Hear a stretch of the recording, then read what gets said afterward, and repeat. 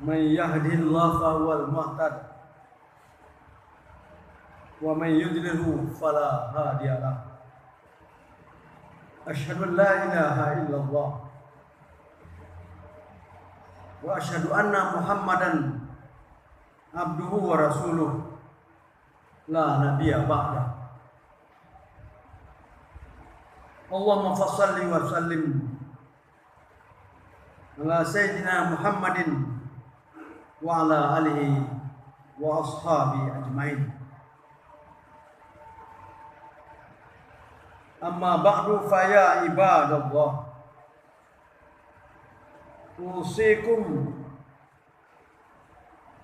أوصيكم ونفسي بتقوى الله فقد فاز المتقون وأحثكم على طاعة الله وطاعة رسوله لعلكم تفلحون اتقوا الله حق تقاته ولا تموتن إلا وأنتم مسلمون أعوذ بالله من الشيطان الرجيم بسم الله الرحمن الرحيم خذ العفو وأمر بالعرف وأعرض عن الجاهلين صدق الله العظيم.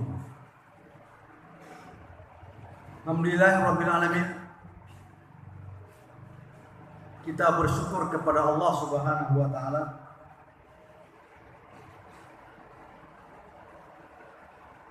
hari ini kita telah memasuki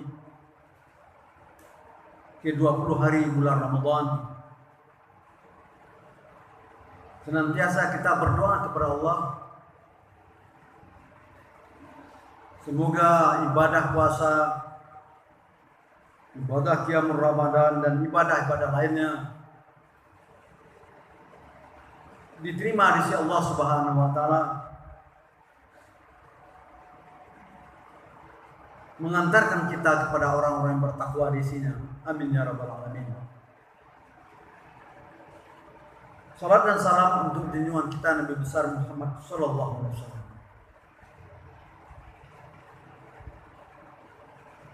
Kaum muslimin jamaah Jumat rahimahullah.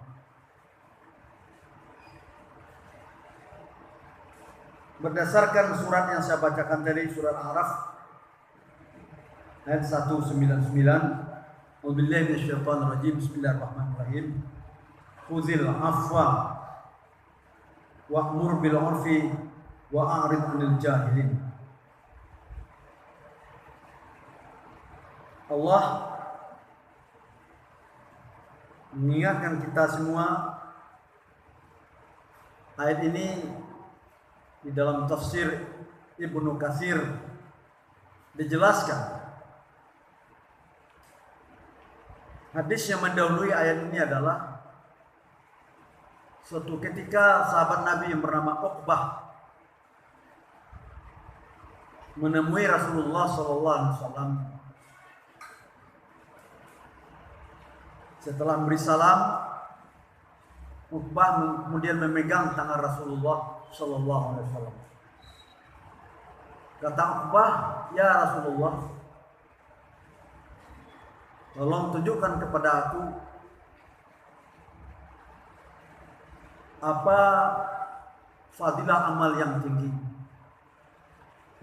Maka pada saat itu Rasulullah menjawab,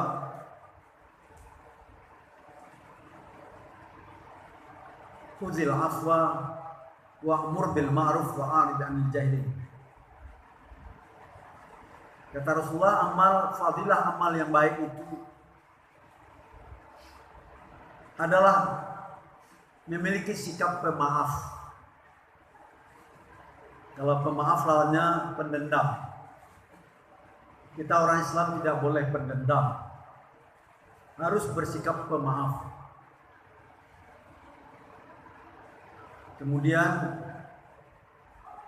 mengerjakan perbuatan yang disuruh al-ma'ruf dan berpaling dari sikap orang jahil, orang bodoh, orang yang tidak berilmu pengetahuan. Gambaran pemaaf ini kita baca dalam sejarah Nabi Muhammad SAW. Pada satu ketika terjadi peperangan antara orang-orang Islam dengan orang-orang kafir Quraisy. Karena terjadi beberapa peperangan, ternyata peperangan itu dimenangkan oleh orang-orang Islam. Kondisi terakhir, kesepakatan sekutu Quraisy dari Bani Sa'ad, Bani Jahil, dan semua dalam sekutu Azab yang disebut dengan orang Quraisy, berupaya akan memerangi Rasulullah SAW. Di dalam riwayat ini saya baca,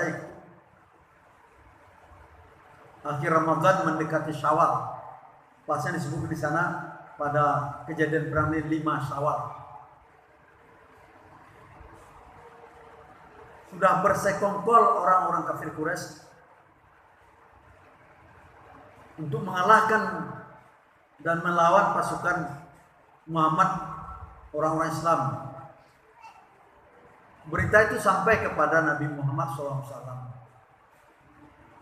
Mendengar berita bahwa orang-orang kafir Quraisy sudah bersepakat bersekongkol untuk mengalahkan Nabi Muhammad SAW. Salah seorang sahabat Nabi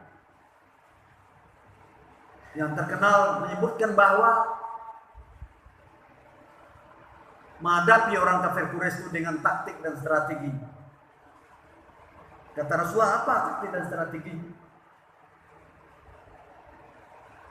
Kata sahabat ini,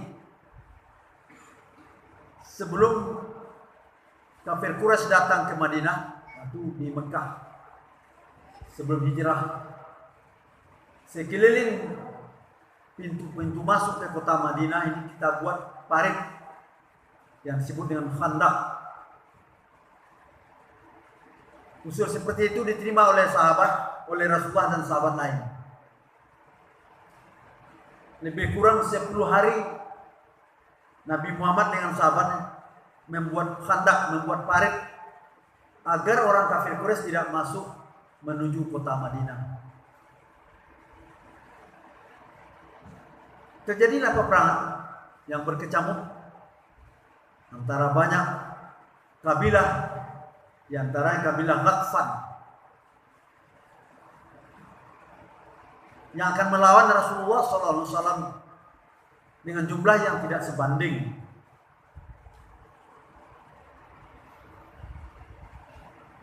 Peperangan pada saat itu sekalipun dalam jumlah yang tidak sebanding dimenangkan oleh Rasulullah dan orang muslimin. Itu namanya, kalau orang sudah pergi haji dari Mekah ke Madinah itu ada nama kampungnya, kampung Ghatfan, dan ada di sana kabilah Ghatfan.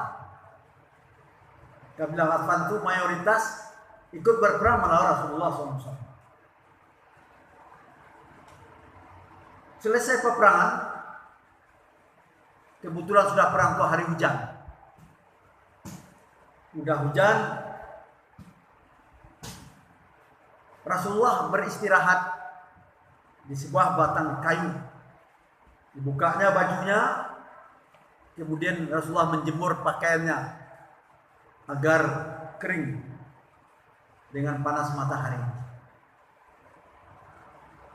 Sedang duduk di bawah batang kayu bersandar, datanglah seorang Quraisy dari suku Ghatfan, membawa pedang menghunuskan kepada Rasulullah. Ambil pedang dihunuskan kepada Rasulullah. Ya Rasulullah, ini sa'aqtaluka man yamna'uka minni ya Rasulullah. Ya Rasulullah, sekarang pedang di tanganku, saya akan membunuhmu. Siapa yang dapat mencegahku dari perbuatan itu ini. Pada saat itu Rasulullah mengatakan Allah. Tidak ada yang bisa mencegah kecuali Allah. Mendengar jawaban itu, pedang di tangan Daksur, nama sahabat Nabi itu, orang kafir Quraisy itu Daksur, jatuh pedang ke bawah. Daksur pun tersungkur. Bertukar giliran, pedang itu diambil oleh Rasulullah. Kemudian Rasulullah menyuruh Daksur berdiri Daksur, diambil pedang oleh Rasulullah. Ya Daksur, ini saat taluka, mayyamnauka minni, siapa yang dapat mencegahku? Aku akan membunuhmu. Daksur menjawab, la ahad, tidak ada seorang pun yang bisa mencegahku. Namun kondisi demikian Rasulullah tidak menjamkan pedang kepada Daksur. Apa yang terjadi? Rasulullah memaafkan Daksur. Sekalipun tadi pedang sudah diunyamkan ke perut Rasulullah memaafkan. Rasulullah tidak membalasnya. Tidak jadi mengacungkan pedang ke tubuh Daksur. Dengan kondisi seperti itu, begitu tingginya pemaaf Rasulullah SAW, pada saat itu disebutkan dalam sejarah Daksur masuk Islam. Itu terjadi pada tahun ke-8 Hijrah. Justru di dalam ayat, bagi bapak dan saudara yang kemampuan membaca tafsir Ibnu Katsir, dijelaskan di sana tentang ayat khuzil afwa wa'mur bil ma'ruf wa'arid 'anil jahilin. Ini adalah 3 sikap akhlak yang mulia yang dicontoh oleh Rasulullah SAW. Dalam tafsir disebut, sewaktu Uqbah bertanya kepada Nabi Muhammad, dia pegang tangan Muhammad, ya Rasulullah, tolong tunjukkan kepada aku apa gerangan amal fadilah yang paling tinggi ya Rasulullah. Rasulullah menjawab dengan ayat yang kita sebutkan tadi, khuzil afwa wa'mur bil ma'ruf wa'arid 'anil jahilin. Ambil sikap pemaaf, bukan sikap pendendam. Nabi Muhammad sudah diinjamkan pedang kepada dia tidak membalas pedang itu kepada Daksur, dia maafkan. Sedangkan Nabi pemaaf, apatah lagi kita umatnya. Setelah periode Rasulullah berganti kepada Khulafaur Rasyidin, Abu Bakar, Umar, Utsman, Ali. Kemudian sahabat sigar, kemudian tabi'in dan tabi'at tabi'in. Ini masa Rasulullah. Oleh sebab itu mari kita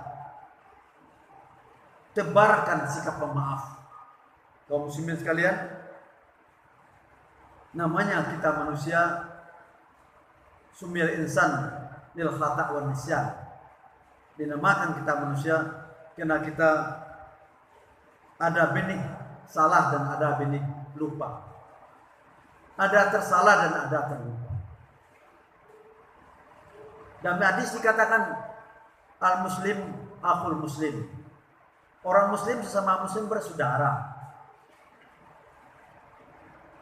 Tidak boleh mengejek, dalam ayat tidak boleh mengejek. Bahkan sampai kepada persoalan agama. Dalam ayat dikatakan, kalau kamu melihat orang yang berbeda dengan kamu, pengabdiannya, penyembahan berbeda dengan kamu, jangan lakukan kejelekan kepada dia. Jangan kamu mengejeknya dan menghina dia. Digambarkan dalam hadis kalau seseorang mengejek orang tua yang lain, orang tua si A, tentu Syiah tidak senang. Syiah akan berbuat pula kepada pengejek, mengejek pula ayah kita, orang tua kita. Tentu terjadi balas membalas. Tidak baik. Oleh sebab itu, di dalam ayat, kalau kamu melihat orang yang berbeda dengan kita, agama kita, akidah kita, apalagi kita di negara Pancasila, Islam, Kristen, Katolik, Yahudi, Protestan, agama Buddha. Kalau kita mengejek mereka, pasti mereka akan mengejek kita. Apa orang Islam menyembah batu, mengiling-ilingi batu? Kan tersentak pula hati kita, bisa maaf kita juga. Oleh sebab itu, biar sajalah apa yang disampaikan oleh Rasulullah SAW. Qul ya ayyuhal kafirun la a'budu ma ta'budun wala antum a'biduna ma a'bud wala ana a'budu ma battum lakum dinukum waliyadin. Hai orang-orang kafir, saya tidak menyembah apa yang kamu sembah, kamu juga tidak menyembah apa yang kamu sembah. Bagimu agamamu, bagiku agamaku. Dengan bersikap toleransi itu, toleransi, sikap pemaaf itu, kalau kita belajar politik Islam, ada 5 dasar politik Islam, semacam piramid terbalik. Yang pertama itu dasarnya adalah tauhid. Sudah itu musyawarah. Di atasnya adalah kemudian musawah. Kemudian sekali adalah al-hurriyah. 5 dasar politik Islam seperti piramid terbalik. Tauhid, musyawarah berdasarkan tauhid, keadilan berdasarkan tauhid, kebebasan berdasarkan tauhid, musawah berdasarkan tauhid. Sudah jelas. Sama juga dengan negara kita Pancasila. Satu sama lain saling menghormati. Apalagi sesama Islam. Tidak boleh memunculkan permusuhan. Yang kita munculkan adalah sikap pemaaf. Marilah kita tiru sikap pemaafnya Rasulullah SAW. Dengan begitu pemaafnya Rasulullah SAW, memaafkan sikap Daksur yang keras kepadanya. Nabi maafkan Daksur akhirnya masuk Islam. Dalam sejarah Daksur ikut bersama Rasulullah, sahabat Rasulullah SAW. Oleh sebab itu, 3 fondasi dalam akhlakul karimah, pemaaf. Marilah kita semua berakhlak pemaaf. Jangan berakhlak pendendam. Tidak ada dendam antara kita satu sama lain. Wa'mur bil ma'ruf, mengerjakan yang baik. Kaum muslimin, di negara kita tidak boleh memakai sikap namanya Eigenrechting, main hakim sendiri. Bagi saudara yang sudah belajar hukum tata negara, hukum pidana, kita tidak boleh main hakim sendiri. Yang main hakim sendiri itu orang kejar-kejaran di tengah jalan, membawa pisau, bawa sabit, ada yang nampak tidak setuju dengan dia, dilakukan apa semaunya. Itu namanya Eigenrechting, main hakim sendiri. Tidak boleh kita main hakim sendiri. Negara kita ini negara hukum. Apalagi kepada saudara-saudara mahasiswa, marilah cerminkan akhlakul karimah. Seperti ini contoh oleh Rasulullah SAW. Saudara-saudara sekalian, bagaimanapun menjadi panutan di tengah-tengah masyarakat, dimanapun saudara berada. Munculkan akhlakul karimah, sikap pemaaf, sikap menebar ma'ruf kebaikan, dan sikap wa'arid anil jahil, menghindar dari orang-orang yang bersikap bodoh. Ditunjuki, diajarkan dia mau bersikap bodoh, menghindar kita. Mungkin ada waktu dia akan kembali kepada ajaran Islam. Mudah-mudahan khutbah pendek ini menjadi bekal bagi kita untuk terus masa depan, hidup yang lama barangkali atau hidup yang sebentar, bersikap pemaaf, bersikap menyebarkan perbuatan yang baik, bersikap berpaling dari sikap-sikap orang yang bodoh yang tidak berilmu pengetahuan. Fa'tabiru ya ulil absar la'allakum tuflihun.